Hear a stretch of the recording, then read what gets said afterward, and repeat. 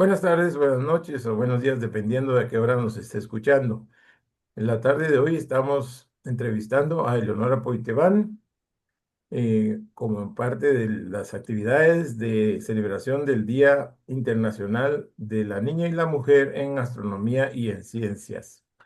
Esta oportunidad tenemos una persona que se ha destacado mucho en astronomía en Guatemala. Eleonora era la directora del Club de Ciencias y Astronomía de la Universidad Rafael Andívar. Luego enfrentó retos muy grandes, como por ejemplo haber organizado las observaciones masivas más grandes que se han hecho en Guatemala, con más de 5.000 personas. Eh, Después, presidenta de la Asociación Guatemalteca de Astronomía. Se ha destacado porque la entrevistan muchísimas veces en radio, en televisión. Es la imagen de la mujer en astronomía en Guatemala. Lo ha sido desde hace tiempo y mantiene su liderazgo hoy sin duda en el país. Y para mí es un honor, es un gusto entrevistarla en esta tarde, precisamente tan adecuada por ser esta celebración de la Unión Astronómica Internacional y con el soporte de la Universidad Galileo. Leonora, ¿cómo está? Bienvenida a esta entrevista. Gracias, Edgar. Muy bien. ¿Y usted qué tal? ¿Cómo le va? Bien, muchas gracias. Me gustaría empezar preguntándole cómo se inició esa vocación en astronomía que tiene, que siempre ha mantenido. ¿Cómo empezó esa vocación como una mujer que se ha destacado tanto en astronomía? Debe haber tenido un inicio muy interesante. Pues realmente sí fue un inicio interesante y posiblemente de esos inicios que uno no cree que van a pasar o que van a generar algún impacto. La verdad es que desde los 5 años, mi abuela paterna era muy fanática a ella de leer cosas de astronomía, leía periódicos, leía revistas, tenía libros dedicados a astronomía. Y yo, desde que empecé a leer, pues me pegaba a ella para ver qué estaba leyendo, de qué tema estaba leyendo. Y entonces siempre ella vio que yo tenía curiosidad en eso. Entonces, em, cuando yo era pequeña, pues vivíamos con mis padres en una casa y en los fines de semana yo me quedaba con mi abuela. Era como el tiempo para estar con ella. Y entonces los fines de semana, los sábados principalmente, pues los aprovechábamos para observar, o sea, salíamos en la noche si estaba despejado y íbamos a las terrazas, a la terraza teníamos unas sillas pues como reclinables donde nos poníamos a ver las estrellas y, y muchas veces ella me explicaba el cielo, teníamos una carta celeste bastante antigua que todavía guardo con mucho aprecio y ahí empezamos a hablar de constelaciones y empecé a como a tener ese contacto con la observación, con la astronomía observacional. Em, y así pasó el tiempo. Em, Le digo, eso fue en el año 94, 95. Cuando llegó el año 96, ocurrió el paso del cometa Hale-Bopp y justamente creo que ese fue la forma de marcar, porque sí me gustaba en ese momento la astronomía, me llamaba la atención hacer esa actividad con ella porque era una actividad de abuela nieta, ¿verdad?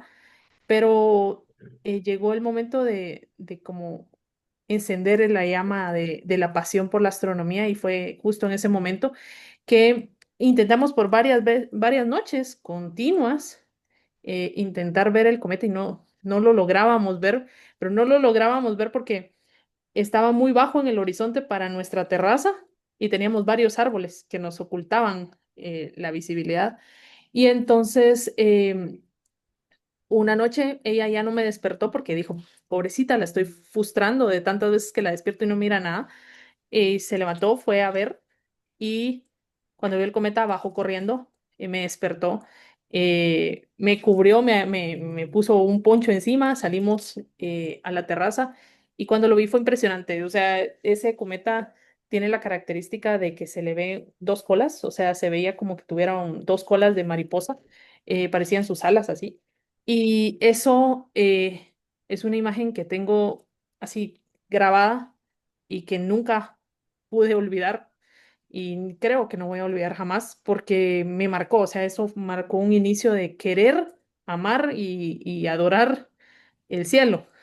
Eh, pues con el tiempo, después llegó el cometa Yakutake, que fue como al año y medio del Hale-Bopp. Igual impresionante ver una cola de 90 grados en el cielo. Es algo que, que todavía cuando uno lo recuerda es así como que realmente vibrante. Ya no han existido cometas así tan llamativos como los que tuvimos en esos años. Y después mi abuelo fallece y deja una biblioteca bastante amplia de libros y entonces como ya sabía leer y ya me gustaba todo este mundo, yo empecé a buscar entre los libros que había y habían libros muy interesantes de ciencia, habían libros de astronomía, habían libros de culturas, de mitología y entonces pues como que me fui metiendo e involucrando más en esa temática al punto en que pues después dije, bueno, me gusta esto, como que me quiero dedicar a ello. Pero lamentablemente, cuando llegué a la universidad o al momento en el que uno tiene que elegir una carrera y decidir qué hacer, pues fue justamente cuando me di cuenta que en Guatemala no existía una licenciatura de astronomía, que el camino era hacer física primero, después una maestría y escalar a migrar del país. Pero a todo esto no les he mencionado que yo soy hija única, entonces en ese momento significaba alejarme de mi abuela, alejarme de mi papá, alejarme de Claro. mi mamá, que eran mi única familia, eh, y que quizá puedo admitir que tuve miedo de hacerlo porque era seguro de que no los iba a ver. Justo al año de que yo ya estaba en la universidad, mi abuela fallece, o sea que pude haberme perdido el último año de vida de ella. em, y cuando yo estaba a punto de terminar la universidad, mi papá fallece. Entonces, al final, seguramente la elección fue la correcta, quedarme en Guatemala para disfrutar el tiempo que pude disfrutar con ellos. Entonces, em, dije, bueno, no me voy a dedicar a ser astrónoma como profesión, pero lo voy a tener siempre como parte de mi pasatiempo y al mismo tiempo de lo que me gusta hacer y el motor que me da energía cuando estoy cansada o cuando no quiero nada más del trabajo. Pues entonces la astronomía es como mi válvula de escape, ¿verdad? Y entré a la universidad y parte de lo que usted estaba contando fue que llegué al Club de Ciencias y Astronomía, que es el club que en ese momento tenía la Landívar. Entonces estaba estudiando ingeniería civil, pero al mismo tiempo estaba dedicada a la coordinación del club y a las actividades del club. Y pues eso me hizo mantener ese balance de las dos cosas que me gustan. O sea, sí, amo y me encanta la ingeniería civil, pero también adoro ver el cielo y las estrellas, ¿verdad?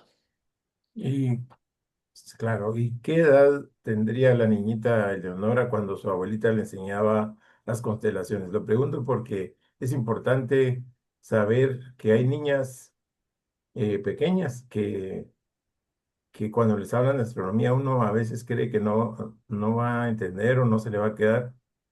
Sin Yo embargo, tenía sí. 5 años en ese entonces cuando empezamos esa actividad, ese hobby de abuela-hija, abuela-nieta, y a los 6 años y medio fue que vi el cometa Hale-Bopp y el Yakutake como a los 7 y medio, ¿verdad? Entonces estoy diciendo que de los 6 a los 8 pues se marcó el gusto. Sí, entonces desde pequeñita se le puede enseñar a las niñas a que se interesen en la ciencia, en astronomía o en la ciencia en general. Empieza Totalmente. a buscar su camino y los puede empezar uno a orientar desde edades muy tempranas. Ahora, yo sé que usted se pasaba horas y horas en el observatorio de la Landívar, ahí con el telescopio, no importa que no hubiera nadie más. Ah, ¿por qué? ¿Qué le hacía estar ahí eh, tanto tiempo, tantas horas dedicadas a telescopio y a observar? Pues realmente eh, fue un... Al inicio, la tarea era aprender a usarlo. O sea, porque no es lo mismo un telescopio manual a un telescopio motorizado. Entonces, la primera tarea fue, de alguna forma, aprender a usarlo bien. Los primeros 8 meses, 10 meses, me enseñaron, me explicaron, aprendí a usarlo bien y entonces, después cuando subí a ese telescopio, creo que lo que más quería era observar cielo profundo. Eh, Me dediqué muchísimas horas a ver objetos que posiblemente no he vuelto a ver en otro telescopio y que me gustaría volver a ver de la misma manera en que lo veía. Eh, pero al mismo tiempo, mientras observaba, creo que se hizo una conexión importante con el universo, o sea, esa conexión que me despertó el interés de quererlo divulgar, o sea, porque yo lo estaba viendo, mis ojos lo veían, pero simplemente se quedaba ahí. Yo quería en algún momento después poderle explicar a las personas, miren, o sea, esto es lo que se puede ver, esto es lo increíble que tenemos con las nebulosas o con las galaxias, y entonces eran horas de observación, pero al mismo tiempo de investigación, porque me dedicaba a investigar qué estaba viendo, por qué esa nebulosa era así, por qué se veía de esos colores, qué características tenía. Entonces, todos esos intereses se fueron como uniendo y afianzando a que me volviera bastante autodidacta en cuanto a lo que veía. Y después a la emoción de querer hacer astrofotografía, porque, o sea, era como, sí, lo veo yo con mis ojos, pero ¿cómo lo plasmo para que alguien más lo vea después si no está esa persona aquí? Entonces, ahí fue cuando pues empecé a aprender a usar cámaras, a entender cómo funcionaban las cámaras que tenía el observatorio y y he dicho que yo creo que toda mi vida lo voy a decir, que cuando yo de verdad ya no tenga un trabajo que me demande tanto tiempo, definitivamente voy a dedicarme a hacer astrofotografía porque es algo que me llena muchísimo y me da como más paz y tranquilidad de estarlo haciendo. Obviamente, con un trabajo que me demanda todo el día y casi toda la noche, llegar a mi casa a hacer eso sería morirme lentamente. Como usted dijo, a usted le gusta que otras personas conozcan de astronomía, da charlas en diferentes lugares, sale en la televisión hablando, sale en la radio, un montón de esfuerzo en preparar datos, en preparar que todo esté exacto, en sus charlas nítidas.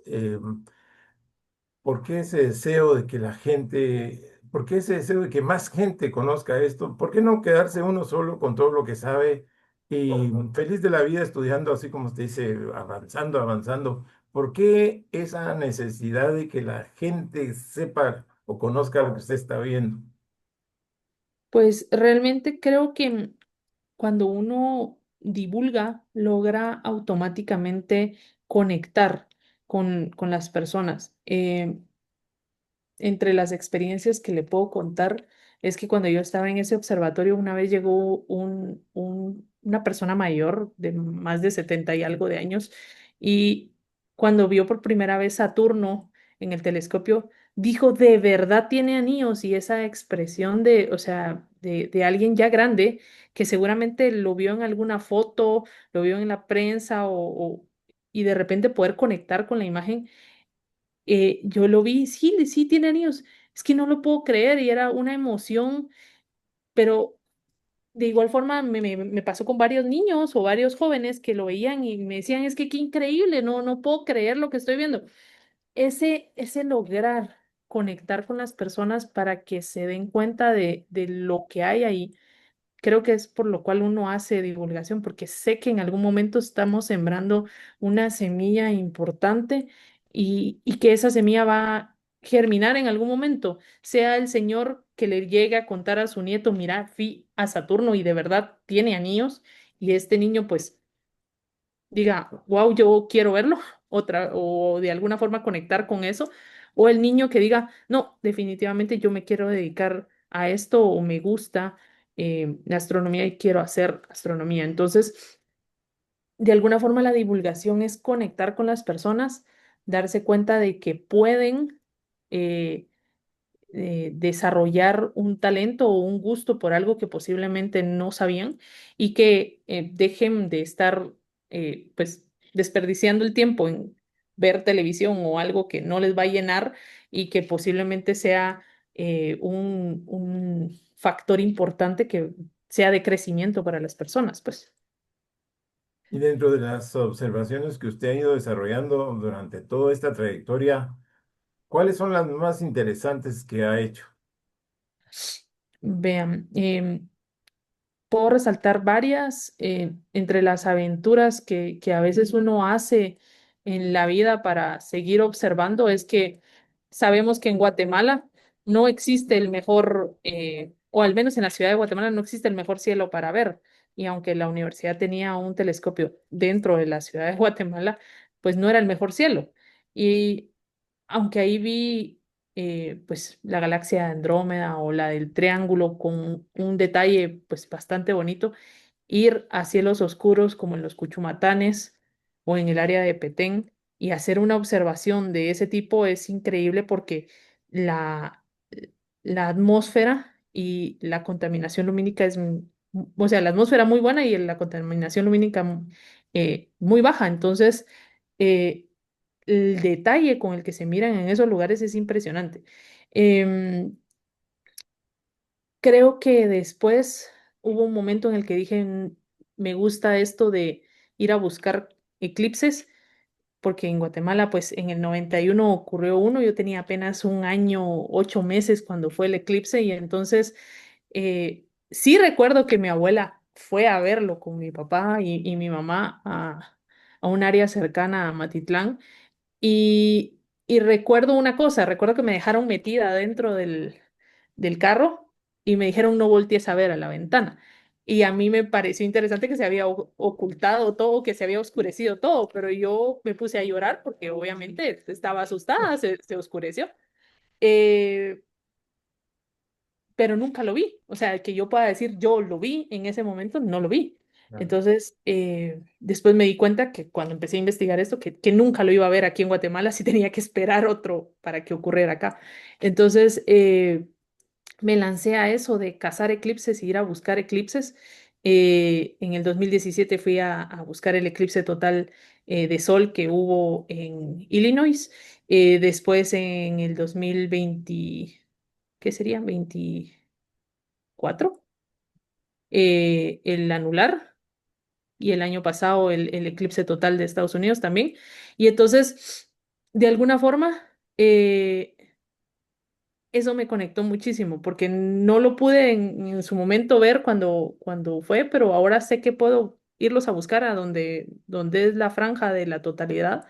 Y esas observaciones son observaciones, pues, que lo llenan a uno muchísimo. O sea, ver la perfección y al mismo tiempo la precisión que tienen los eclipses eh, es algo emocionante y que les digo yo a todos, si en algún momento de la vida quieren asombrarse de lo que realmente es nuestro sistema solar, busquen un eclipse, vayan y viajen a él porque definitivamente uno se conecta con ese placer de ver que todo se oscurece, sentir el frío y toda la emoción que puede ser en ese momento un eclipse. Entonces, esas han sido de las observaciones que yo puedo decir increíbles.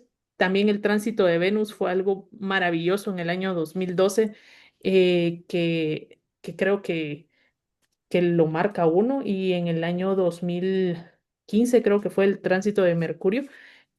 O sea, ver cómo los planetas pasan enfrente del Sol, los planetas interiores, y poder fotografiar esas observaciones es increíble. Entonces, me gusta el cielo profundo, pero creo que me admiro mucho de lo que pasan con los fenómenos del sistema solar. Y entonces usted sigue estudiando por su cuenta, es autodidacta, se prepara por sí misma y estudia y dedica mucho tiempo a prepararse. ¿Qué preguntas quiere contestarse de la astronomía o del universo? ¿Qué, hay algo que usted quiera específicamente contestarse en esta Pues búsqueda? actualmente le puedo decir que llevo más de 10 años dando clases en el Diplomado de Astronomía de la Universidad Galileo y más de, ¿qué? 3 años de dar en el Diplomado de Astronomía Avanzada el curso de exoplanetas y eso de alguna forma me obliga a estar actualizada. Y parte de ese interés fue meterme este año a estudiar el Diplomado de Astrobiología, siempre dentro de la universidad, porque los exoplanetas y la astrobiología tienen un nexo extremadamente fuerte y es que realmente nosotros estamos investigando los exoplanetas y buscando planetas similares a la Tierra porque estamos buscando vida ex- extra a la que no sea la nuestra de nuestro planeta. Pues, o sea, nosotros queremos buscar otras especies en el universo y saber si estas especies son inteligentes, como nosotros nos hacemos llamar, o si tienen de alguna forma algún tipo de características similares a las nuestras. Entonces, mi interés es buscar esa respuesta. Yo sé que posiblemente no voy a encontrar el exoplaneta que tenga las características iguales a la Tierra, porque no me estoy dedicando a la investigación como tal, pero sé que quizá en las aulas logre despertar el interés de alguien que sí lo haga o que sí llegue en su momento a dedicarse a ello. Em, Creo que en los últimos años hemos tenido la suerte o la particularidad de tener alumnos jóvenes en el diplomado, alumnos que están sacando su primer año de la universidad y están sacando el diplomado porque quieren ver si al final se dedican a ello, ¿verdad? Entonces, eh, el lograr dejar esa semilla, como le decía, de la divulgación, dejar ese posible interés de ese tema, se convierte en algo sumamente gratificante cuando uno está viendo que sus alumnos tienen el gusto y el deseo por los temas que a uno le gustan. Y en mi caso, los exoplanetas siempre ha sido uno de mis intereses más grandes en la parte de la docencia. Y hablando de la docencia y de enseñanza, también tengo entendido que usted ha luchado porque se cree un planetario en Guatemala. Ha hablado con instituciones, ha estado ahí presente, insistiendo y gestionado porque se cree un planetario. ¿Qué es lo que necesitan los astrónomos en Guatemala para mejorar? ¿Qué necesitarían? Bueno, realmente creo que no solo es el planetario, sino un observatorio público para el país. Em, bueno, soy ingeniera civil dedicada a la administración de proyectos de ingeniería y realmente cuando yo estaba a punto de terminar mi carrera, se me metió en la mente la idea de, ¿y si hago la tesis de un planetario en Guatemala? Eh, no sabía a qué problemas me estaba metiendo, pero realmente tengo el gusto de poder decir que ahí está mi tesis, que es un referente de cómo sería la posibilidad de construir un planetario. Y el tema es prefactibilidad de la construcción de un planetario en la ciudad de Guatemala. Y algo bien importante es que la prefactibilidad le dice a uno qué tanto se puede realizar un proyecto, ¿no? Y en este caso, si lo hacemos bajo un régimen de inversión público-privada, pues podría funcionar. Si lo hacemos totalmente público, pensando en una inversión de gobierno, esto jamás, posiblemente ni siquiera llegase a ejecutar, porque sabemos que tenemos problemas reales en nuestro gobierno, ¿verdad? Y si se hace totalmente privado, tendría que ser alguien que tenga demasiado dinero y que no sepa dónde lo va a poner y que por eso quiera construir un planetario. Muchas instituciones eh, nos han dicho, sí, lo vamos a hacer, nos lo vamos a intentar y empieza el proceso, pero cuando ya se dan cuenta de la magnitud de hacer un planetario que no es solo venir y inflar un globo y meterse Ah, adentro, sino que hacer ya una infraestructura importante, eh, pues se echan atrás. Sabemos que los gobiernos duran 4 años. Este proyecto, desde la prefactibilidad hasta terminar la construcción y el equipamiento, requiere por lo menos los 4 años exactos del gobierno. Entonces debería de ser de inicio a fin. ¿Y qué pasa cuando cambian gobiernos? Quedan los proyectos a medias. De igual forma, los observatorios, en Guatemala tenemos varios observatorios, pero son privados. No hay nadie que pueda llegar en algún momento y decir, mire, yo quiero ir al observatorio una noche cualquiera, como en cualquier parte del mundo pasa, que un domingo cualquiera van y observan la luna en un telescopio que está abierto al público. Eso no pasa aquí. Eh, y no pasa porque no tenemos esa infraestructura. Em, es complicado. Somos de los pocos países del mundo que seguimos sin ese sustento y es porque ninguna entidad eh, del gobierno ni ninguna identidad privada que crea en la ciencia prefiere invertir en eso, sino prefieren invertir en parques temáticos, en cualquier Claro, cosa que sea ¿cómo sería? De diversión, pero no de ciencia negocios. Ujú. y negocio. Y aunque el planetario podría llegar a ser un planetario rentable, ojo, porque uno no va a los planetarios del mundo a entradas gratuitas, casi todos tienen un costo de ingreso y es porque están adentro de un museo o porque están adentro de alguna otra institución. Entonces, es importante que sepamos que realmente es un proyecto que espero en algún día encontrarme a un millonario que me diga, sí, aquí están, invertamos en eso, o a alguien que ya no sepa qué hacer con tanto dinero y decida ser ese pionero. Un mecenas, un mecenas Exactamente. necesitamos. Que los Y hay, también, que sí y los también, hay. y también queda abierto a si en algún Sí, momento alguien escucha esta entrevista, de verdad que si tiene el interés aquí en Guatemala lo necesitamos y podemos hacer algo, ¿verdad? así es. Porque es importante. Un país que tiene frutos en ciencia, donde estamos viendo de alguna forma que ya hay jóvenes dedicándose a mandar satélites al espacio, que están enfocados en hacer investigación, que tenemos astrónomos profesionales en otros países trabajando de Así es. astrónomos. ¿Por qué nosotros estamos dejando que nuestro talento se escape y que no entre de regreso a trabajar acá? Y acá tenemos cielos, pues prodigio, podríamos decir. Hay áreas donde todavía no hay contaminación lumínica, hay áreas donde podemos observar una gran cantidad de constelaciones desde nuestro punto, desde nuestra latitud y no restringida como ocurre, pongámosle en Chile, que solo ven las constelaciones del sur y un poco del norte, o si nos vamos a Canadá o áreas más altas donde no pueden ver el cielo del sur. Nosotros tenemos una latitud que nos permite a lo largo del año poder llegar a observar casi 82 constelaciones de las 88. Entonces tenemos un cielo privilegiado, deberíamos de tener un buen observatorio y un buen planetario para inculcar el gusto por la ciencia. Y aparte de eso, la cuna de la cultura maya,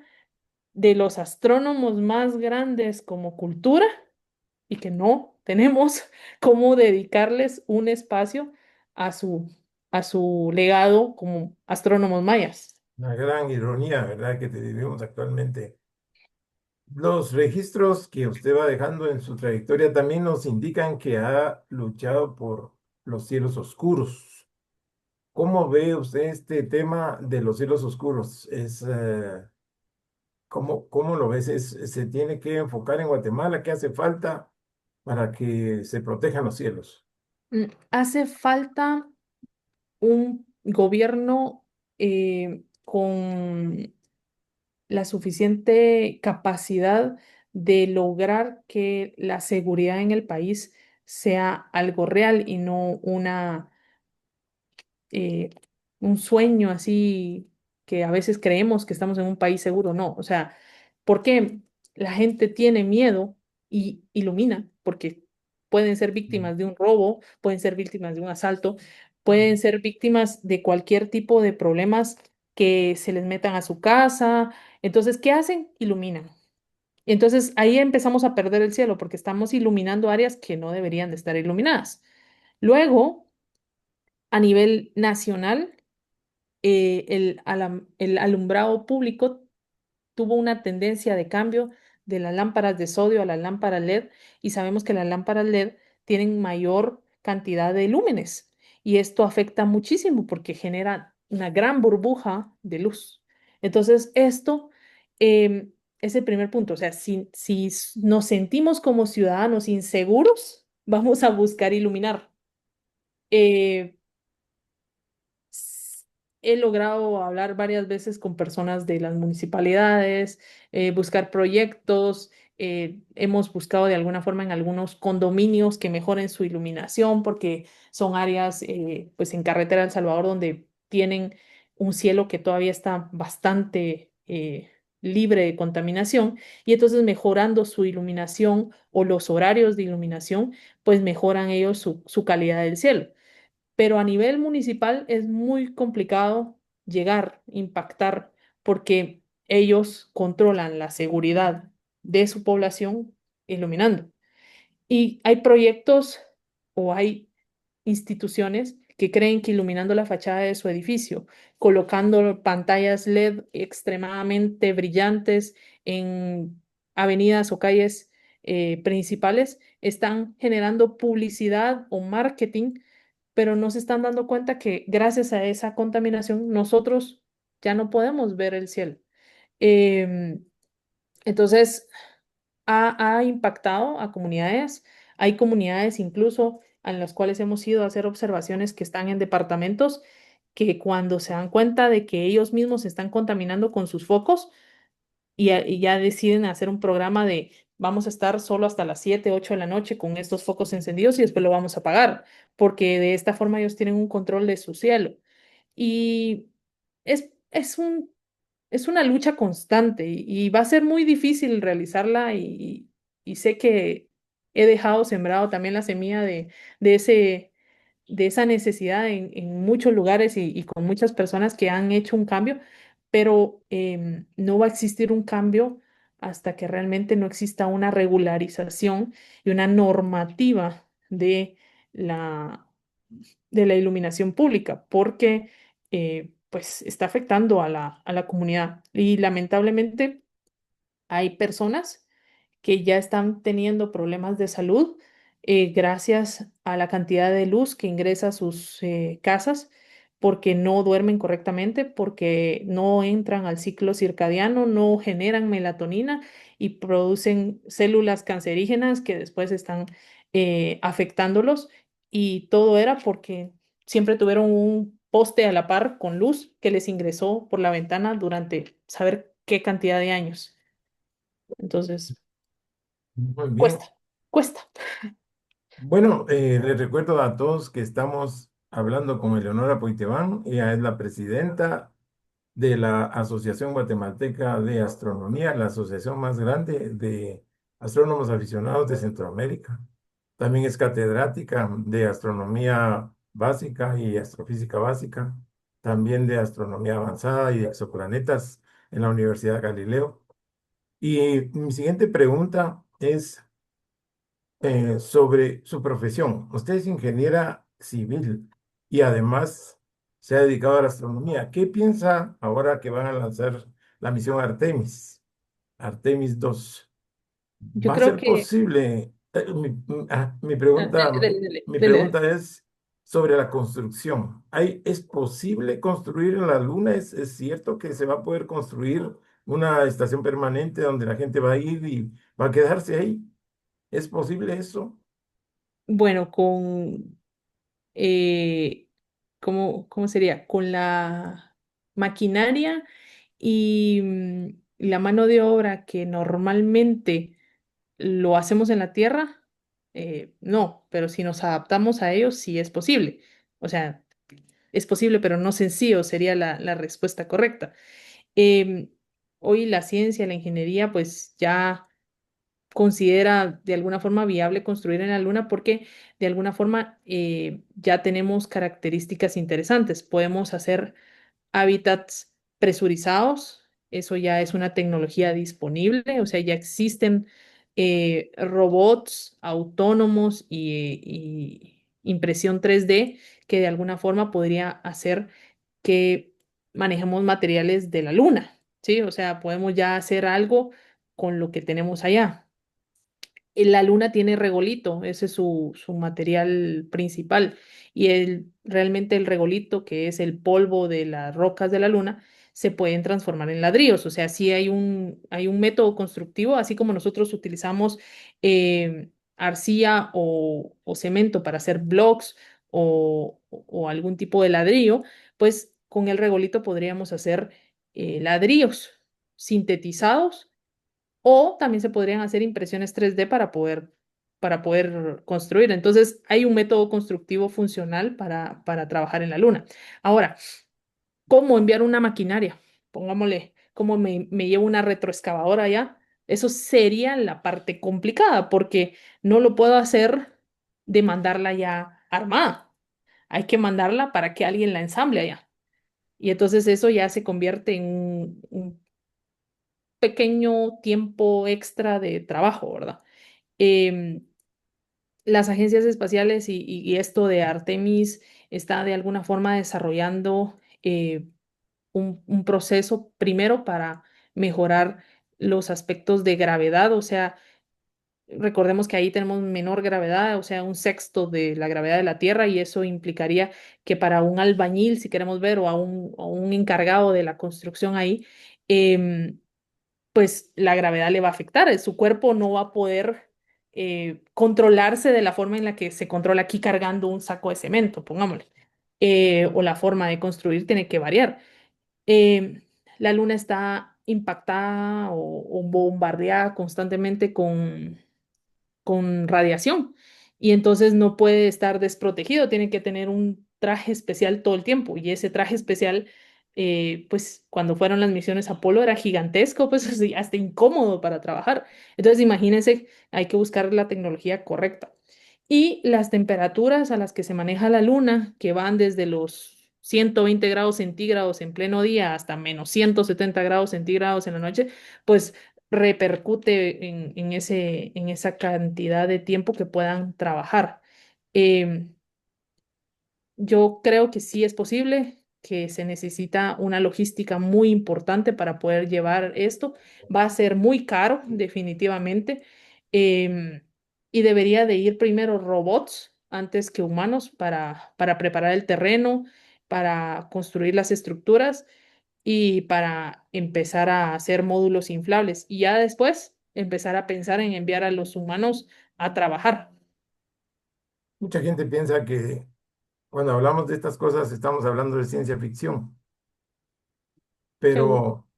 pero bueno, escuchándolo a usted creo que ya no estamos hablando de ciencia ficción, sino que dentro de pocos años, tal vez no mañana, pero dentro de pocos años, 5 años tal vez, va a ser factible desarrollar toda esta tecnología nueva para construir en el espacio.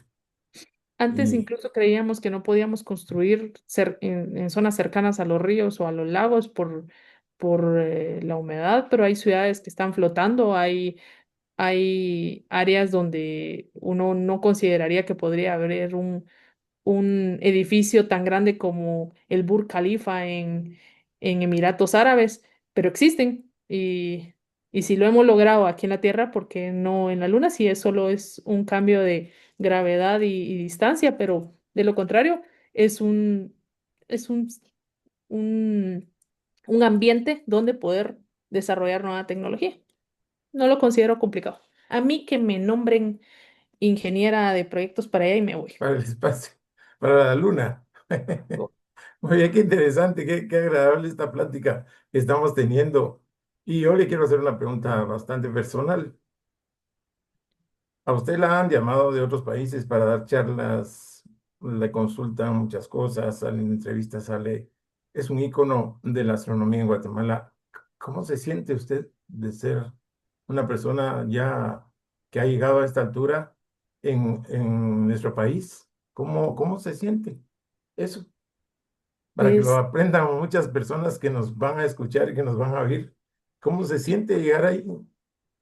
fíjese que Y justo pongámosle ahorita que me está haciendo la pregunta, o sea, caigo en la realidad de lo que hago. Y hace poco estaba hablando con un par de amigos y empezaron a piropear de alguna forma lo que hago. ¿Va? Y, y yo realmente es como no creérmelo, no, todavía, o sea, no puedo sentirme o de alguna forma ser vanidosa con ese tema porque no soy así, o sea, yo no puedo decir, ay, yo lo logré, sino que siento que ha sido el camino y la vida la que me ha llevado poco a poco de la mano para llegar hasta ahí, que cuando veo esas entrevistas o leo esos artículos, Claro. pues caigo en la realidad de que estoy haciendo algo bien, porque definitivamente no estaría ahí si no lo hiciera bien.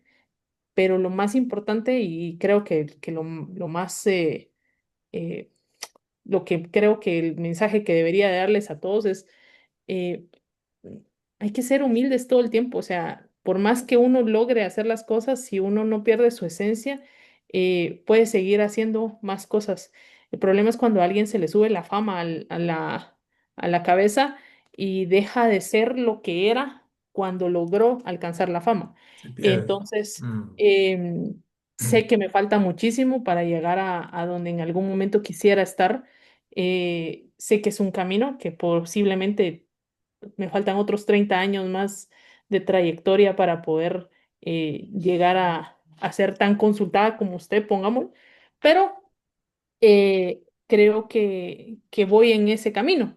Eh, entonces, lo más importante es seguir siendo humilde, seguir siendo accesible, seguir siendo la persona que uno es y nunca dejar de tener claro lo que quiere lograr y alcanzar con las personas, que en este caso para mí lo más importante es sembrar la semilla del conocimiento en aquellos que en algún momento sí van a ser esos científicos que van a representar a Guatemala en el mundo.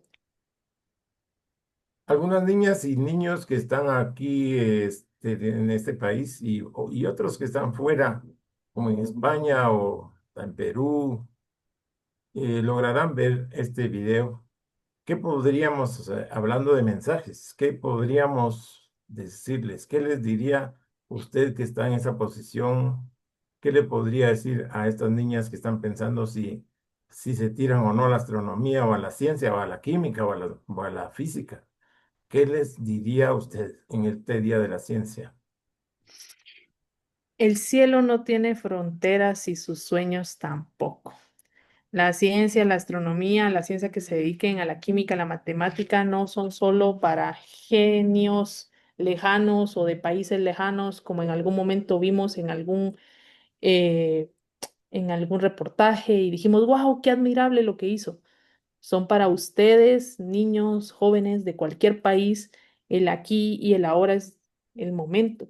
No importa si empiezan con un libro, no importa si empiezan con una observación, con una aplicación, con un telescopio sencillo, con un eh, pequeño microscopio o solo volteando a ver el cielo y admirándolo desde su casa. O sea, cada pregunta que se hacen es un paso así chiquitito hacia el conocimiento. Los niños tienen la habilidad de ser curiosos, su curiosidad es poderosísima, no la pierdan, nunca dejen de preguntarse el porqué de las cosas, porque eso es lo más importante cuando una persona deja de preguntarse el porqué o la razón de algo, es cuando deja de vivir, o sea, deja de disfrutar la vida. O sea, la ciencia es eso, ser curioso, ser esa curiosidad poderosa. Y para quienes se quieran dedicar a la astronomía, les digo, la astronomía necesita mentes creativas, sensibles, valientes, diversas. Necesita mujeres, necesita muchísimas más mujeres que observen, que cuestionen, que calculen, que se imaginen y sobre todo que lideren, porque ustedes pueden ser científicas, ingenieras, astrónomas, divulgadoras o educadoras, pero realmente lo que van a hacer es sembrar una semilla increíble. Y entonces, solo les digo que recuerden que realmente el cielo no tiene fronteras y los sueños tampoco. Nosotros somos los que nosotros nos ponemos nuestra barrera mental de yo no puedo, yo no quiero, yo no debo. Y si nos quitamos esa barrera, nosotros podemos no solo observar las estrellas, sino que descubrir nuestro propio potencial. Qué bonito mensaje. Algunos papás tienen un poquito de miedo porque piensan que por ser mujer va a enfrentar limitaciones, restricciones, prohibiciones que no tiene un hombre. ¿Usted ha experimentado algún tipo de limitación en su desarrollo, en su trayectoria? En ningún momento me he sentido menos que un hombre y en ningún momento me he sentido em, como el no par de un hombre en ningún puesto de trabajo y mucho menos en el área de ciencia. Ser mujer es un beneficio muchas veces porque te van a dar la palabra primero posiblemente, porque vas a tener la posibilidad de expresarte de primero y eso genera un gran factor importante. Ahora bien, en el campo, en mi campo principalmente, en la ingeniería, tal vez no he sentido la discriminación como tal, pero sí he notado que ser jefa, pongámosle, de solo hombres, tiene pues algunas complicaciones, principalmente porque no puedo llegar y ser dulce y tierna, porque no, debo de ser fuerte y liderarlos correctamente, porque si no, pueden pensar que yo les estoy pidiendo un favor y no realmente lo que deben de hacer, ¿verdad? Entonces, es simplemente ir controlándolo, manejar muchísimo lo que es la inteligencia emocional para liderar correctamente. eh, pero si en algún momento sienten el temor y el miedo, es porque no están seguras de sí mismas. Y entonces hay que trabajar primero en uno mismo para sentirse seguro en cualquier ambiente. Eh, entonces, la discriminación es posible que sea real, que exista y que definitivamente en algún momento a muchas mujeres les toca vivirla, pero parte del por qué les toca vivir es porque de alguna forma no pusieron los límites que debían de poner en su momento. Entonces, yo siempre les digo, si alguien se quiere dedicar a trabajar en un ambiente con solo hombres, sea la ciencia o sea la ingeniería, porque en ambas ocurre, eh, tienen que estar muy seguros de lo que están haciendo y que siempre las vean seguras de sí mismas para que no Seguridad. crean que están titubeando, porque si uno titubea, entonces creen que uno no sabe. Y ahí está el problema. Entonces siempre hay que estar Seguridad. seguros de lo que uno estamos transmitiendo, diciendo, informando. Y de esta forma nos va bien en la vida. Muy bien, excelente lo que está enseñando y demostrando con su propia trayectoria. Y mi última pregunta para cerrar esta entrevista tan agradable es que ¿debería Guatemala invertir más en ciencia y en astronomía? ¿Por qué? Totalmente. Totalmente. La razón, pues, es muy, muy sencilla. La astronomía em, en Guatemala y en la sociedad, pues, eh, impactaría. ¿Por qué? En Guatemala hay algo que le deberíamos de llamar herencia cultural y cosmovisión, que realmente venimos desde la civilización maya, pues el cielo siempre fue un libro abierto para ellos, estudiaron el sol, la luna, Venus, los planetas, hicieron calendarios, entonces perder esa herencia que sigue viva en la identidad del país es algo que no deberíamos de darnos lujo de hacer. O sea, Guatemala tiene esa herencia cultural y cosmovisión y debemos de respetarla y debemos de exaltarla. Entonces, si le damos importancia a la astronomía, le estamos dando importancia a la herencia cultural. Em, es importante porque hay educación científica por curiosidad. Las ciencias tipo STEM, que son la ciencia, la tecnología, la ingeniería y la matemática, pues de alguna forma motiva a los estudiantes a preguntarse, a experimentar y a razonar. Y entonces, si hay educación científica en las aulas, vamos a tener después personas que van a representar al país. Si tenemos divulgación como comunidad, a través de las asociaciones, en el caso de la AGA, que lo hacemos constantemente, de las universidades, como la Universidad de Galileo, que toma tiempo para hacer este tipo de actividades, actividades públicas de observaciones, de charlas, de noches astronómicas. Todo esto acerca a la población que en algún momento ha tenido curiosidad. ¿Y qué hace? Forma pensamiento crítico, cosa que nos hace falta en este país, tener pensamiento crítico, incluso pensamiento eh, común nos hace falta muchas veces, entonces necesitamos pensamiento crítico. Conocimiento ambiental. Observar el cielo nos permite impulsar el cuidado de los cielos oscuros.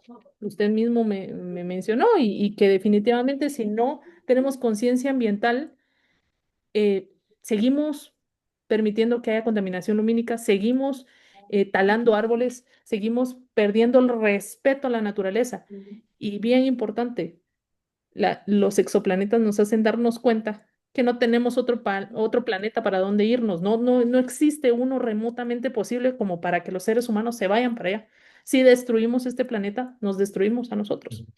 Y entonces, eso de alguna forma va a impactar a la sociedad, va a ampliar nuestra perspectiva. Si nos volvemos astrónomos o si nos gusta la astronomía, vamos a tener búsqueda de impulsar la tecnología, nos va a unir a otras personas, vamos a fortalecer ese pensamiento crítico que nos hace falta y esto va a hacer que tengamos una sociedad, primero, más humilde, porque nos vamos a dar cuenta de que nuestro país, nuestro planeta y todo en sí nos necesita, dependemos de él.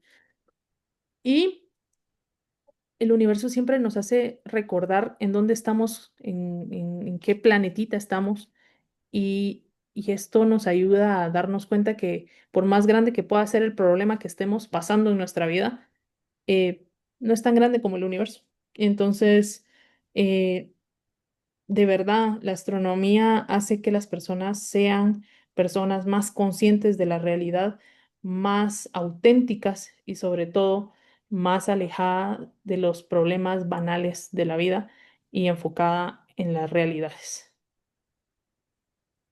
Qué bonitas palabras y qué conceptos los que hemos platicado. Realmente estamos muy agradecidos por el tiempo que nos ha dedicado. Qué bonita historia de una niña de 5 años a una líder en astronomía en un país. Es una historia muy bonita, es una historia de oro que se queda guardada y que tenemos en Guatemala gracias a su persona. Así que gracias por habernos dedicado estos minutos que sin duda le servirán a muchas personas a nivel, no solo en Guatemala, sino a nivel mundial. Nuestra entrevista se va a ver en todo el mundo, afortunadamente, en el portal de la Unión Astronómica Internacional, donde queda a disponibilidad de todas las personas del mundo que quieran ver esto. Muchas gracias por esos conceptos y Gra- que siga pasando una feliz tarde. Gracias, Edgar. Solo les dejo el último mensaje. El universo es grande, pero las capacidades humanas lo son aún más. Así que chicas, mujeres, dedíquense a esto. Se los prometo que va a ser algo muy bonito. Excelente. Muy bien, nos despedimos. Gracias.